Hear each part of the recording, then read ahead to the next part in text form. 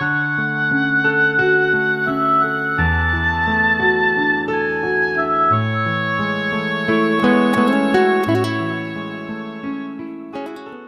you don't know what to do with your money, then help the monastery, help some monks that you think are good. I even offer money or things to Thai monks. I know they eat meat, but at least they are the symbol of renunciation, okay? And they probably read some of this sutra to their people in a foreign land where they have forgotten the Buddhism. You understand? Like in Germany or Spain or wherever I know, I always offer, substantial sum of money. So I say this is for the monk to buy some clothes for winter and new shoes if he needs, just for him. Yeah, because I don't know if people offer enough money. And then if they they go around asking money for building temple, and if I saw it, yeah, I also offer for temple. I say this is for temple, or this is for the monk, because sometimes people just concentrate on the building temple, and the monk is starving and walking with old and broken shoes, have not enough clothes in winter. Understand? The monk is important more than the temple. If the monk is there, even if you under the canvas, this thing that you do, you spend outside? Canvas. Yeah, canvas. Or under a tree, you still can listen to the teaching. But if the temple is so big and the monk is not there, because the monk, he has more time. Even if he eat meat or that, he eat once a day, he rely on offering. So anyway, monks are not always educated in what type of food he can eat in place of meat. That is also the problem. All kind of food you can eat to replace meat. Even cabbage is meat replacement. How you say? Substitute can do. But you have to eat salt with iodine so that you don't grow. If you eat just cabbage, you might grow the something here, big, not Adam apple, big one. That is a melon. Adam melon. Yeah, like, huh? Iodine. Yeah. That stop you grow in this kind of cancer or something on your throat. Your throat become bigger. Understand? Very big. Okay. So if you just don't eat meat and eat cabbage too much, you have to put iodine in your meal anyway. Okay, huh? It helps. And then avocado is good to replace. And all kind of beans, they are all protein laden. Any bean, the lentils, you just eat them fresh or dried and then cook. You don't even need this processed tofu or processed protein. It tastes good, of course, and we like it. And some people just beginning vegetarian, they like the chicken shape, vegan chicken shape, vegan fish and all that. But it's just a luxury. We don't even need that to live. Beans, tomatoes, lentils, rice, everything is good for you. So the monk should also learn how to survive himself without worrying about lack of protein. Yeah, they can ask them to cook, protein-rich diet or with tofu or with beans like that, or offer them vitamin, a supplement. Then they don't have to eat meat. But not every monk are educated in that because they just rely on baking, so nobody think about that. Even if the monk was eating meat like Thai monk or Burmese and all that, but I still offer him. It's for him, for his comfort, for his ideal of sacrifice of become a monk. Okay? Yeah. And then if he recite a sutra or two, and the people will listen it and benefit. So even if he recite, but the Buddha's word and all the 10 directions will bless him, bless the listener. So even a meat-eating monk, I offer too. I don't discriminate, okay? I don't just give it to Hindu monk, vegetarian monk. I give whenever I see, whatever, whoever needs. Do you understand now why? Yes. Of course, being a vegetarian monk is even better for him too, and a good example for other people. But I don't discriminate like that. I myself offer, even to church, Church priests, they don't eat vegetarian. Now and then, in some Lent or some Friday or something like that. But I do offer, okay? Because of all this, yeah? Because he can remind people, he can tell people the name of the Buddha. Who knows, that dying person may be saved from hell because that person come and say the name of the Buddha for him, pray for him. So it's okay, yeah? At one time I asked one of the Tibetan Buddhist high monk, I say, Master, I was a lay person, still housewife. But I come different temple, even Buddhist temple, Tibetan temple. I know they eat meat, but I still make offering to the temple and to the monk. At that time, not that much because I didn't earn much. But then I said, Master, Buddhism is supposed to be compassionate. Are you eating animal or are you a vegetarian? He said, you feel a little bit less proud. He said, I'm sorry, I still eat meat. He said, but why? He said, habit. Yeah. He's honest, but he doesn't feel very proud of himself. But he says, yeah, I'm sorry, I should, but habit. Yeah. It's true like that. If the monks in Tibet or Thailand or Burma are raised since childhood, some monks come to temple very young, especially Tibetan monk. They come too young so that they can keep learning, and when they're older, they know all the sutras. Yeah. Then if from young monkhood it's fed vegetarian, then they become habit also. It's just habit. Habits is hard, difficult to quit. That is a problem. So you have to take care of your habit, okay? Yeah. So I was very proud of my father. He smoked all his life after he knew my teaching, not from me directly, but some monk went to Vietnam and tell him. He quit immediately the smoking. We quit gambling. Yeah. Become an exemplary person at his age, 70 something. But because he was my father, so they give him initiation. Give my mother, father, and the whole family initiation. Not I give, not directly. Yeah. When man or woman laden with offenses, committed a lot of sins, bad, who failed to plant good causes, die. Yeah. Even they can receive one seventh of any merit dedicated to them by relatives who do good deeds on their behalf. They receive 1/7, not the whole, but 1/7. If that merit is sevenfold, they get one of it, 1/4 of it. Even if they are full of sin, but at the time of death, if the relative pray for them thus or doing such and such, recite sutra and good merit and all that. You too? I didn't hear you. Okay.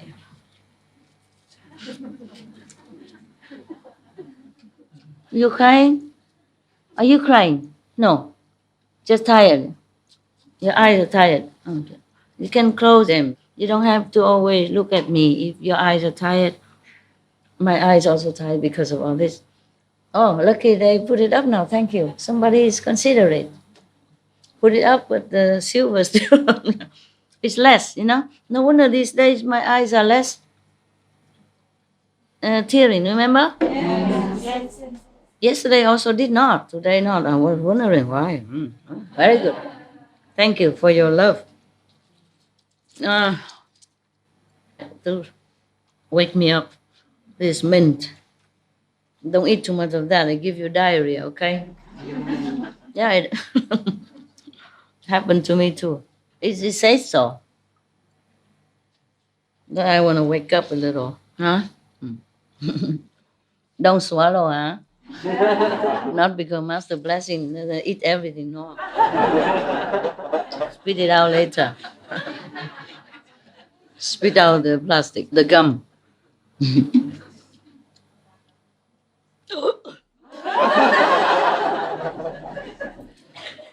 No.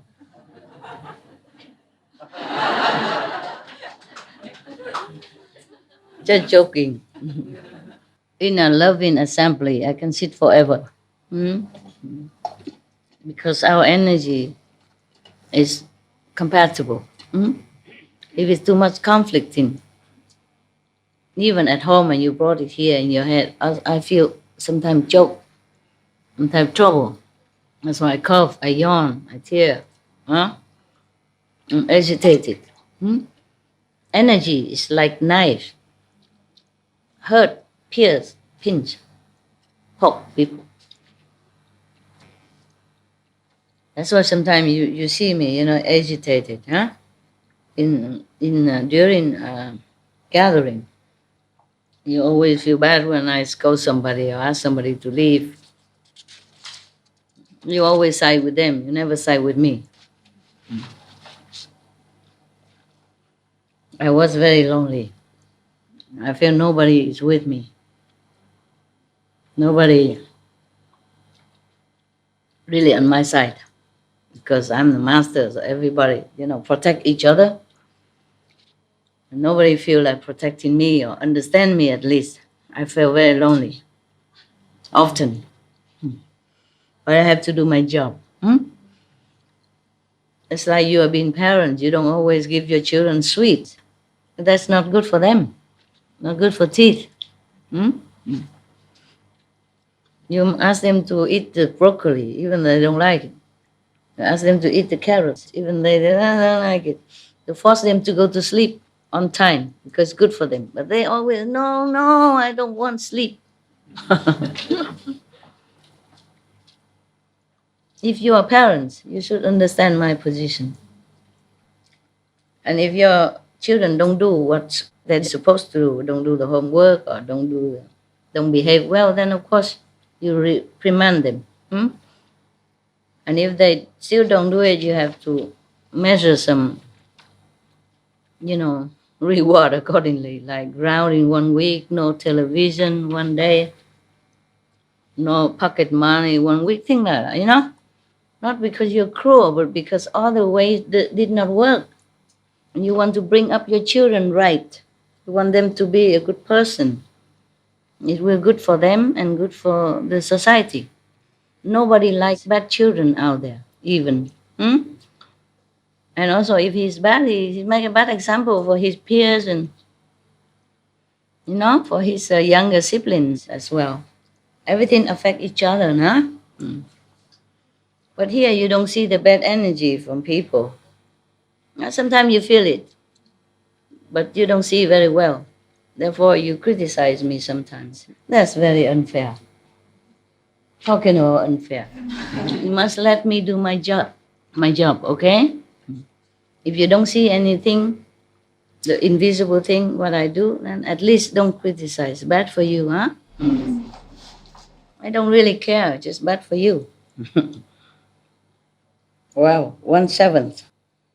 But you have to dedicate, that merit to them. Then they receive as much as they can, you see? And the rest is always on you, the good doer. Not only for the dead, but you benefit first, more than the dead. So the more you do, the better for the dead, okay? Because if they receive only 1/7, and you do more, then another 1/7, and you do more, and another 1/7, yeah? Then this person is singing on the way to heaven. Huh? The other 6/7 of the merit will return to the living relatives who did the good deeds. Told you. Master knows everything. It follows that men and women of the present and future who cultivate while they are strong and healthy will receive all portions of the benefit derived. Wow. If you're dying, yeah? Suppose. And before you die, you have done many good deeds as well. Yeah, like a good practitioner, keep the precept, do charity. Do charity doesn't mean you have to give all your property. I don't mean that. You give what you can, or what you think, to the needy, or spread the teaching, good teaching. Yeah, like you make videotape or something and you give to somebody. You copy a book and give it to somebody. Yeah, That is also charity. Yeah. Or if you don't have money at all, then you give time. Nah? Okay, somebody organize charity, you come and help, sweeping the floor, packing the present. Yeah. Or even if you don't have time to do that, you give your heart, your support. Oh, that's a wonderful thing.